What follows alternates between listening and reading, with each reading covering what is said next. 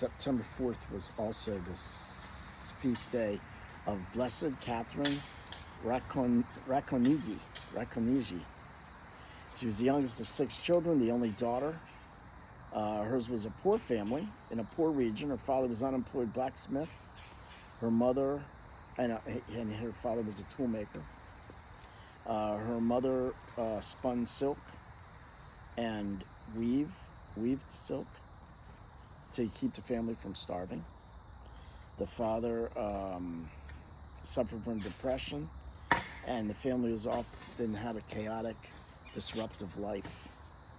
At the age of 9, Katerina had a vision of Jesus, who appeared to her as a boy about her own age and told her that she would become the bride of Christ.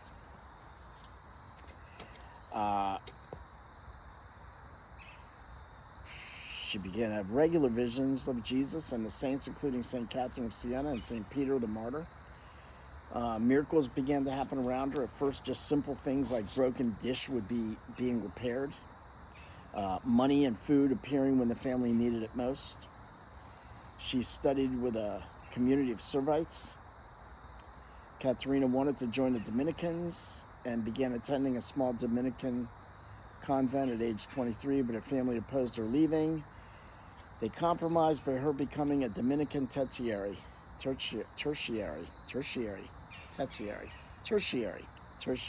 age 28 and staying at home. The visions continued. She received a stigmata, though the wounds did not appear to others until her death. That's different.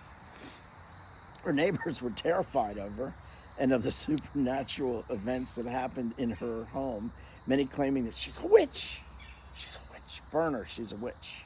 That's from a cartoon. The local Dominicans, fearing scandal, would have nothing to do with her.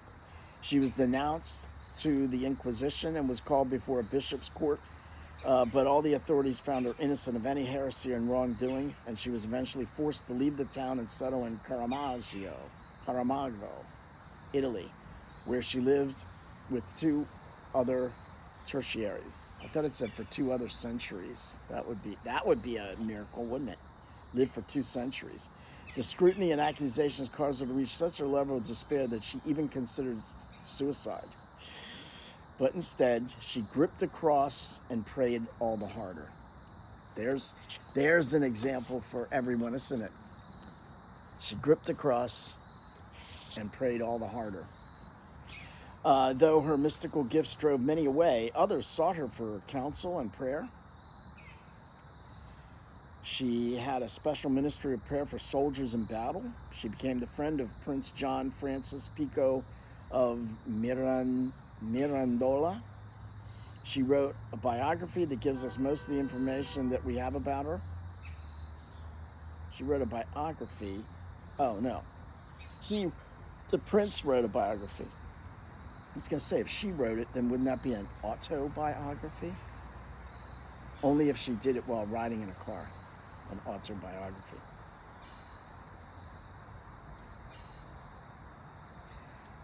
What's the definition of an autobiography? A biography written in a car. Okay. You can twist that around and make a joke however you want. There's a joke there. A dad joke. So, Prince John Francis Pico wrote a biography which gives us most of our information about her. The Blessed Katerina Brotherhood continues today, doing good works and celebrating her memory. She was born in Italy in 1486. She died in Italy in 1547. Jesus is my only hope. That was well, no, it doesn't say quote. A phrase Blessed would repeat often under stress. Jesus is my only hope. So when she clutched the crucifix, she said, Jesus is my only hope. So let's ask St. Catherine or Caterina Mattei, Catherine of Racconigi, and Blessed Maria Dina Belanger, to pray for us. And let's hold them up as examples to women today. That dog is all tangled up. I got him over here on a big long metal leash, and he got himself all tangled up and stuff. Let's ask the saints to pray for us. Let's ask these two lady saints to pray for us. Let's ask that they could be an example. Tell their life to someone, that they could be an example to other women, of a different way of life than primarily we have today, where I would venture not half the world.